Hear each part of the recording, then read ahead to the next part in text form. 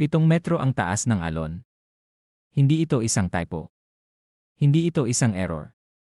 7 metro ang alon sa northern at eastern seaboards ng Batanes ngayong hapon. Para sa perspektibo, ang 7 metro na alon ay katumbas ng isang 2 palapag na gusali na gumagalaw sa karagatan. At ang Typhoon Inday ay nasa 780 kilometro pa lamang sa silangan ng Apari, Cagayan ngayong hapon, gumagalaw patungong Hilagaang Kanluran sa bilis na 20 kilometro bawat oras. Ang mga alon ay 7.0 metro. Ang Batanes ay nasa wind signal numero 2.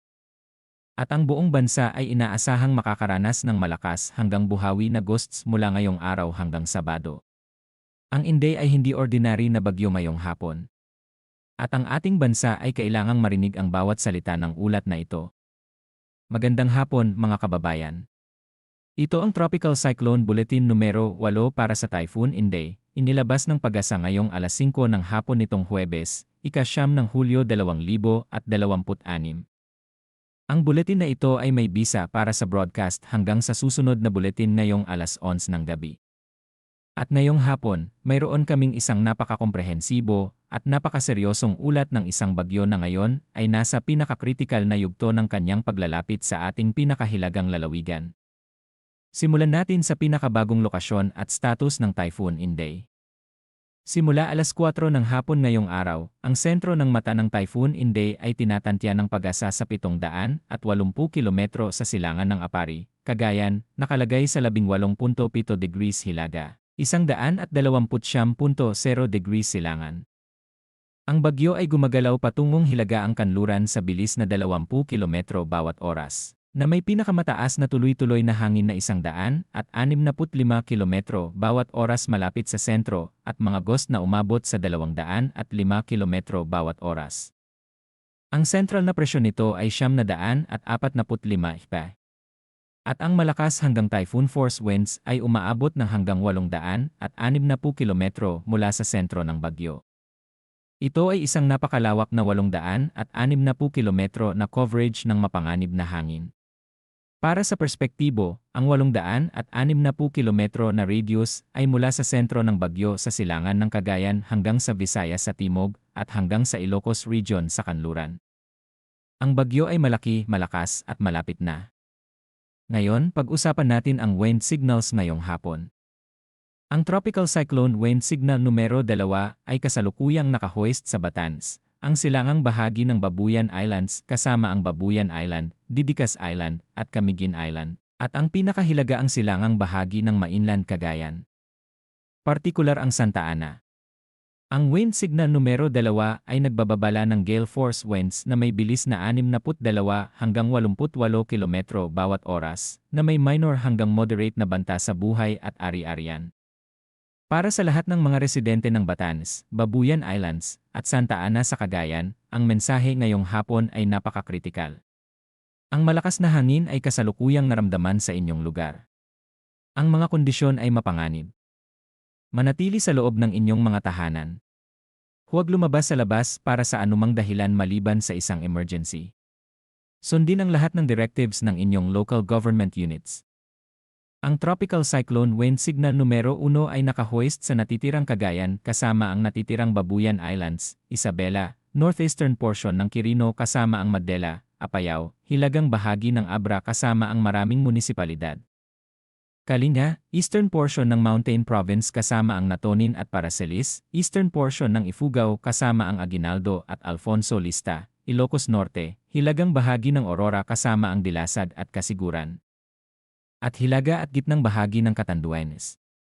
Para sa lahat ng mga residente ng mga lugar na ito, ang wind signal numero 1 ay nagbababala ng malakas na hangin na may minimal hanggang menor na banta sa buhay at ari-arian. Manatiling mapagmatsyag at sundin ang lahat ng instructions ng inyong local officials. Pag-usapan natin ang malakas hanggang buhawi na gusts na inaasahan sa buong bansa ngayong hapon hanggang Sabado. Ngayong araw hanggang Sabado, ika-11 ng Hulyo, ang pinahusay na southwest monsoon at ang periphery ng Typhoon Inday ay magdadala ng malakas hanggang buhawi na gusts sa karamihan ng bansa. Para sa lahat ng mga residente ng Metro Manila, Visayas, Mindanao, Calabarzon, Mimaropa, Bicol Region, at karamihan ng Luzon, ang mensahe ngayong hapon ay malinaw. Ang malakas na hangin ay inaasahan sa inyong lugar hindi lamang ngayong araw kundi bukas at Sabado pa rin. Tiyakin na ang lahat ng mga bagay sa labas ng inyong tahanan ay nakasecure ngayong hapon. Umiwas sa paglabas sa labas sa panahon ng malakas na hangin sa mga darating na araw. At manatiling mapagmatsyag sa lahat ng oras. Ngayon, pag-usapan natin ang kondisyon ng karagatan ngayong hapon na nagpapakita ng pinakamapanganib na kondisyon na aming naitala sa buong panahon ng Inday. Ang pinakamapanganib na kondisyon ay nasa northern at eastern seaboards ng Batanes, kung saan ang mga alon ay umabot hanggang 7.0 metro. 7 metro. Para sa lahat ng maaaring nakikinig mula sa Batanes, ang mensahe ay absolutong malinaw. Ang lahat ng sasakyang dagat ay dapat manatili sa daungan. Ang lahat ng mariners na naglalayag ay dapat humingi ng kanlungan o ligtas na daungan sa pinakamabilis na paraan. Ang mga kondisyon ng karagatan sa Batanes ngayong hapon ay lubos na mapanganib para sa lahat ng uri at tonelada ng sasakyang dagat.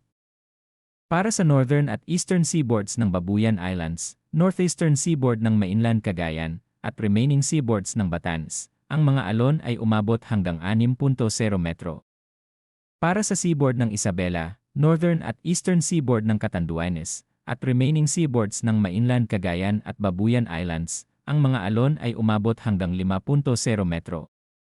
Para sa seaboards ng Aurora at Camarines Norte, northern at eastern seaboards ng Polillo Islands at Camarines Sur, eastern seaboard ng Northern Samar, northeastern seaboard ng Eastern Samar, at northern seaboard ng Ilocos Norte. Ang mga alon ay umabot hanggang 4.5 metro. Ang lahat ng mga lugar na ito ay nasa ilalim ng kategoryang Very Raw Seas na nangangahulugang ang lahat ng uri ng sasakyang dagat ay hindi ligtas sa karagatan. Para sa Raw Seas, ang mga alon ay umabot hanggang 4. 0 metro sa northern seaboards ng mainland Quezon at northern Samar, eastern seaboards ng Albay, Sorsogon, Dinagat Islands, Bukas Grande Siargao Islands, at Davao Oriental, at remaining eastern seaboard ng Eastern Samar. Para sa remaining seaboards ng Catanduanes at Surigao del Sur, ang mga alon ay umabot hanggang 3.5 metro.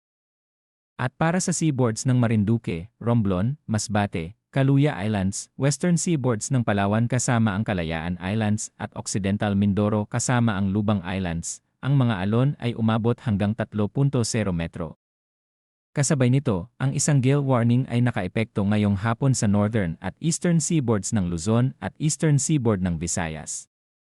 Ang gale warning ay isang espesyal na babala para sa lahat ng maritime operators na ang mga kondisyon ng karagatan sa mga lugar na ito ay labis na mapanganib. Para sa moderate to raw seas, ang mga alon ay umabot hanggang 2.5 metro sa seaboards ng Cuyo Islands, Cagayan Silo Islands, at Antique, western seaboards ng Pangasinan, Zambales, Bataan, Cavite, Batangas, at Negros Occidental, at iba pang lugar. At hanggang 2.0 metro ang mga alon sa seaboards ng Siquijor, Southern Leyte, Camiguin, Misamis Oriental, Zamboanga del Norte, at iba pang lugar. Para sa lahat ng mangingisda at maritime operators sa buong bansa, ang mensahe ngayong hapon ay absolutong malinaw. Huwag maglayag. Ang buong karagatan sa paligid ng ating bansa ay kasalukuyang mapanganib sa iba-ibang antas. Ang inyong buhay at ang buhay ng inyong mga kasama ay hindi katumbas ng anumang kita o huli. Pag-usapan natin ang track at intensity outlook ng Typhoon Inday. Ang Inday ay inaasahang gumagalaw sa pangkalahatang hilagaang kanlurang direksyon habang nananatili sa ibabaw ng Philippine Sea. Ito ay maaaring dumaan sa pinakamalapit sa extreme northern Luzon sa pagitan ng bukas ng gabi, ika-10 ng Hulyo, at Sabado ng umaga, ika-11 ng Hulyo. Pagkatapos nito, ang Inday ay gumagalaw patungo sa southern islands of Japan at maaaring maglandfall o dumaan malapit sa northern coast ng Taiwan. Ito ay inaasahang lalabas ng IE sa Sabado ng umaga o hapon at maglandfall sa eastern coast ng mainland China sa Sabado ng gabi o Linggo ng maagang umaga, ika-12 ng Hulyo. Para sa intensity, ang Inday ay inaasahang mananatili bilang isang typhoon hanggang ito ay lalabas ng IE. Pagkatapos nito, ito ay hihina sa isang severe tropical storm pagkatapos lumipat sa loob ng mainland China. Ngayon, isang espesyal at napaka-importanteng mensahe para sa lahat ng ating mga kababayan sa Northern Luzon, lalo na sa Batanes, Cagayan, at Isabela. Ang Inday ay maaaring dumaan sa pinakamalapit sa extreme northern Luzon bukas ng gabi at Sabado ng umaga. Ang panahong ito, bukas ng gabi hanggang Sabado ng umaga, ay ang pinakakritikal na panahon para sa Batanes at Northern Cagayan. Ang mga kondisyon sa mga lugar na ito ay inaasahang maging pinakamapanganib sa panahon na ito. Ang malakas na hangin, mataas na alon, malakas na ulan, at posibleng storm surge ay lahat ng posible sa panahon na ito sa extreme northern Luzon. Para sa lahat ng mga residente ng Batanes at Northern Cagayan, ang mensahe ngayong hapon ay simple at direkta. Kung hindi pa kayo nag-evacuate sa mas ligtas na lugar, gawin ito ngayon. Huwag hintayin ang bukas. Ang bukas ay maaaring masyadong late na. Ang pinakaligtas na lugar ay ang inyong designated evacuation center.